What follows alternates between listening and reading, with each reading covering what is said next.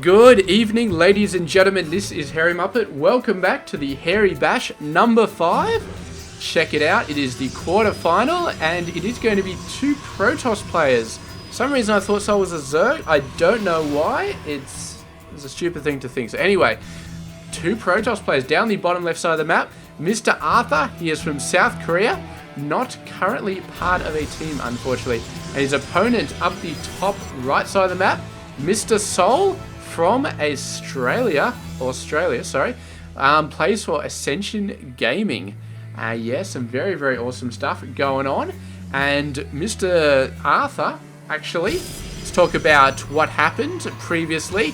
He beat Mr. Terran Imba in the round of 32 and received a bye in the round of 16.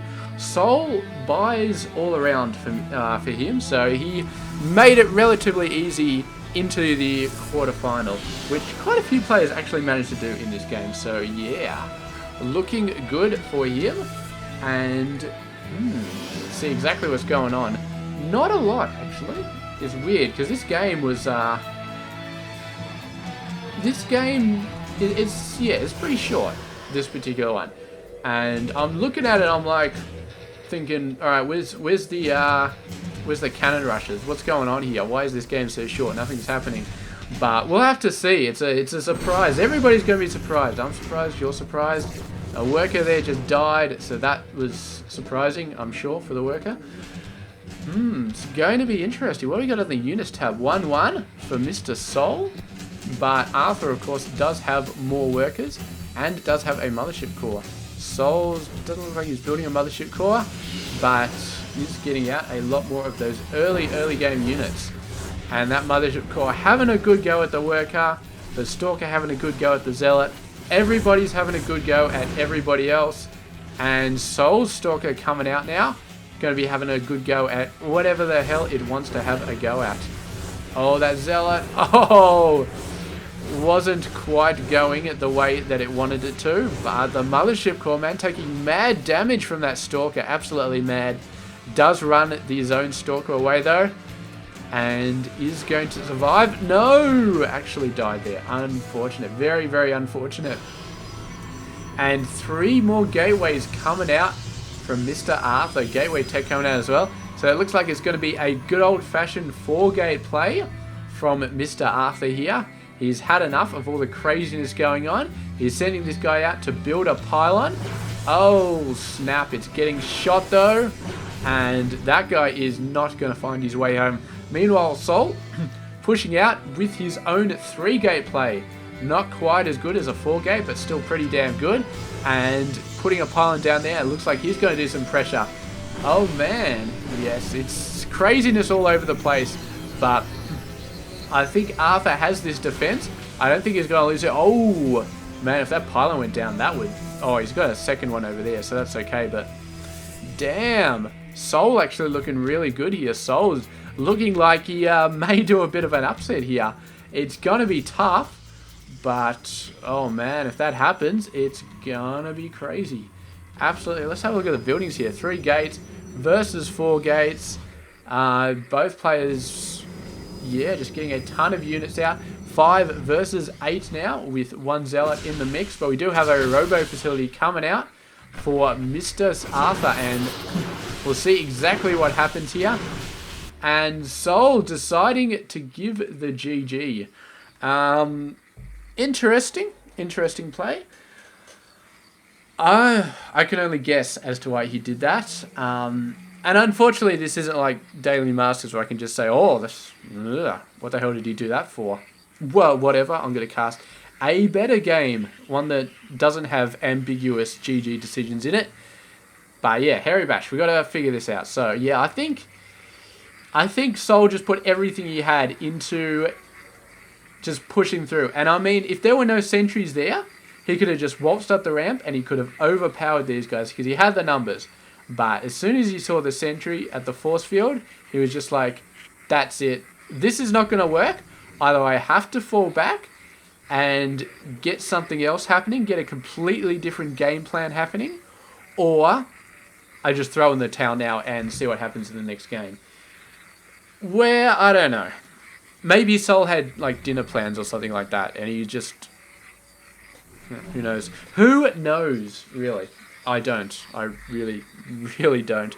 But regardless, it is a best of 3 series, and we will be moving on to game number 2, where we can see if Arthur gets another extremely easy victory by the use of a couple of sentries, or whether SouL goes in all the way and actually gets a victory.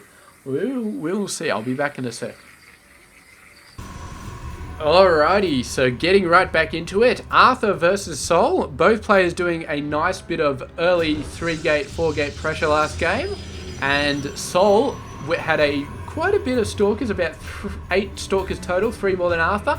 Was gonna run up the ramp and start ripping shit up in Arthur's base. Arthur jumped out a sentry, put a force field, and SouL just couldn't get past that force field. Literally couldn't get past that force field, so much so that he just gave the GG right there. The force field completely obliterated his will to win in that game. And so he just said, you know what, screw it. Next game is going to be the game that I take the victory. And so here we are. It's next game, and what is SouL going to be doing here? Looks like he's going for a fast Stargate, and maybe that's the key to victory. Of course, as well, one of the important things you've got to realize as well, in that the loser picks the next map. So SouL got to pick this map, and you can see here, this is definitely a map that air is going to be quite good on, because there's all these huge cliffs. Takes ages for ground to get anywhere, but with air you can just go straight in. And SouL going for a whole bunch of different options. The Stargate is scouted, so he's actually going for a Twilight Council over there. So we're almost certainly going to be seeing a Dark Shrine play here by Mr. SouL. He's got the Stargate as a decoy. So that's a crazy play there. And I was just saying like 2 seconds ago, it's a great play for Stargate play because of this air advantage. You can just juke in and out of here all day long with your Void Rays having a good crack. Phoenix all over the place. You can duck over this gap and run away, and the ground forces take a million years to chase after you. It's fantastic. But he's going for the Dark Shrine. He's also going for a Phoenix just to add to the effect. And an expansion as well. So SouL going for a million different things. Different, not distant. Different things. And Arthur is just going straight for a Robo Facility. He's going standard all the way. Triple gate, Robo Facility, fast blink. He's looking to rip things up. Old school. And the unfortunate thing for Mr. SouL is this Robo Facility, which is not only going to give him tons of Immortals, it's also going to give him tons of Observers, which means the Dark Shrine is out of the question. And I don't think that SouL is intending for his air units to do anything other than just fool Arthur into thinking that he's going for air units. So that means the Dark Templar are going to be a failure, which is not looking good for Mr. SouL. You can see he's already going for an Observer. He's obviously realizing something is funny. Maybe he's just going for one for the hell of it. I don't think so though. I think he knows something is up, because usually in a PvP at least, when you get a Robo Facility, they usually chrono boost out an Immortal straight away, and then afterwards they start worrying about Observers, because an early chrono boosted Immortal is just an absolute god on the battlefield, especially when there's Stalker. Oh, look at this. Arthur, you crafty bastard. Look at this pylon right in the expansion, man. He's not even trying to hide it. Look at this Observer. It's sitting right over a bunch of Stalkers. Arthur knew they were coming. Absolutely knew they were coming. No doubt at all. Are we going to see some more DTs warp in here? Nah, the pylon would have died anyway, so it's not going to happen. There they go. They're actually warping into an Archon just for the hell of it, but that Archon's not going to do a whole lot. Does go down. And that's got to be it, man. SouL, I got to say, tactically, you know, there was a few twists in your game plan. And I like the way you executed those twists. But in the end, Arthur was just too crafty. He was just too good. And he just knew what was coming. He just had a really great idea. Look at these guys warping in. Arthur, man, I know you think you're good, but I don't think you're that good, okay? You cannot warp an army in there and just have a go. But, oh man, the Void Ray going nuts. Got to be careful though, there's a ton of Stalkers, but there we go. Second Void Ray coming on up. Actually overcharged this second Void Ray. I don't think he should have done that. Should have waited until a better opportunity. Oh, blinkers up. These guys are going to jump up the top of a cliff. Oh, this is not good. They can go in both directions. And SouL does choose to go up the top of the ramp. It's an excellent, excellent decision.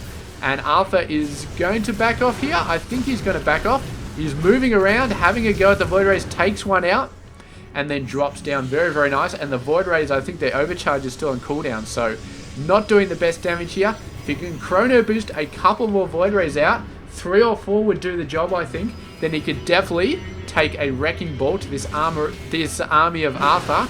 But I don't think he's going to get anywhere near 4 Void Rays. He's got 2 at the moment, and that's going to be good. Couple of Time Warps doing a great job. Overcharge, that's right, he's overcharging. Where's the overcharge on the Nexus, man? Come on, give me some Nexus overcharge. Every little bit helps here. The Void Ray's doing a sensational job. This guy is just straight out of the gate, and he's already got 4 kills. That's absolutely phenomenal. And even 2 Void Rays, obviously enough to kill this many Stalkers. So that is how good Void Rays are against Stalkers. Still got the Observer up there, running up. SouL is holding on by the skin of his teeth, but his income is looking okay at the moment. His Void Rays are doing a fantastic job. Even the Zealots getting in there, doing a great thing. And so far he is holding off. Arthur, I don't know if Arthur can make this happen in terms of just continuing on the same path. He needs something else here. As long as SouL continues to build Void Rays and continues to have as much income as Arthur does, I don't know that Arthur can actually blow this out here. He just took out a Void Ray. That's a nice job. If you can snipe the other Void Ray, it's going to be good. But only if you can snipe this other Void Ray. If you can't get that Void Ray, if the Void Ray continues to take out 3 or 4 Stalkers like the previous ones did, then it's going to keep on happening. Oh, beautiful, beautiful. And that is it. Right there is exactly what Arthur needed to do. Now he's got the numbers. Now I think he can just go in, pressure it, get rid of the Zealots first, doing some nice blink micro, moving on in. There's more Zealots though, more and more Zealots coming out, and that really is slowing down Arthur quite a bit, having to get rid of those guys because they take so much damage. The Zealots, they really, really do soak up a ton of damage. Here comes the Void Ray. Arthur is going to jump down, pounce on it ASAP, down it goes. And that's it. I think that's GG right there. I don't think SouL's got anything left at all. But man, those Void Rays really paying for themselves. Each one of them, some of them got like 3 or 4 kills each on the Stalkers. And you got to remember, 4 Stalkers is, what, 500 minerals and 200 gas. So it's quite a bit more than a Void Ray costs. A Void Ray is 250 and 150. So those Void Rays were doing a freaking excellent job against the Stalkers. But in the end, I mean, the blink just helped out Arthur so much, and just the numbers game really, really helped out. Oh man. And he finally started getting on to actually sniping the Void Rays out nice and fast. He had a bit of trouble at the start sniping them, just going in and sniping the hell out of them, but in the end he was doing that. Boom, as soon as he saw a Void Ray, go nuts, snipe the crap out of it. And that really just cinched the victory for him. So there we go, Arthur taking out the victory, and now it will be him versus Spear, a PvT in the first semi-final. And so far it's been relatively just 2-0. It's been 2-0 for both the quarterfinals so far. The next game, Petraeus versus the Economist. I mean, Petraeus could go pretty much 2-0 against 99% of the players out there. So I don't know if it's going to be any different with the Economist. The Economist does play heavy mech, which not many Terran players do play against anybody at all. So that's going to be interesting, but I'm quite sure that Petraeus should be able to handle mech, because he can handle pretty much everything. And then after that, it's another TVZ, King Kong versus Schnitzel. King Kong, of course, one of the best. Schnitzel, I don't know a lot about. I've never really seen him play before. So that might be just another complete wipeout. But Schnitzel has beaten some pretty decent players in this tournament. He actually defeated Mighty Kiwi to get up to the quarterfinals. So that should tell you something about the caliber of Schnitzel's play. He's not a walkover. Yeah, I mean, he beat Mighty Kiwi, so that means he's not a walkover. But whether or not he'll be able to beat King Kong is another matter, I think. So anyway, that's down the track. Next quarterfinal series, Petraeus versus the Economist, the insane Zerg versus the insane mech player. Or at least he's been playing mech all the games I've cast off him, so I assume he'll keep playing mech. Anyway, I'll catch you guys then. This has been Hairy Muppet. Hope you enjoyed these games.